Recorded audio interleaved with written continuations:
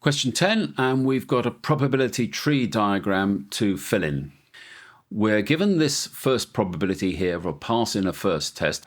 We're now told if he passes the first test, the probability that he will pass the second test is 0.94. So I can write 0.94 here.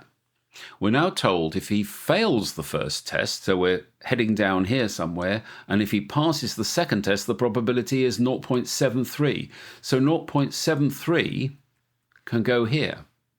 Now, because we're in a win-lose situation, pass-fail, these two probabilities will add up to 1. So the probability here is 1.13. Equally, we can do the same here. This is 0.06, and this is 0.27. And that completes the probability tree for part A.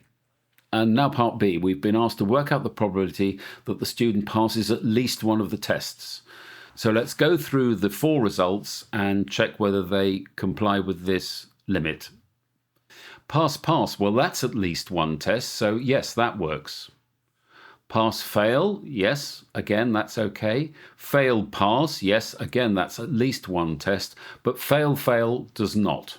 Now, we could work out the probability arriving here, here, and here, add them up, and that would be the answer. Remember, that would be the multiplication of the root probabilities. Well, it's much easier to calculate this probability, which is 0.13 multiplied by 0.27, and take the result away from 1, because all of these probabilities must add up to 1.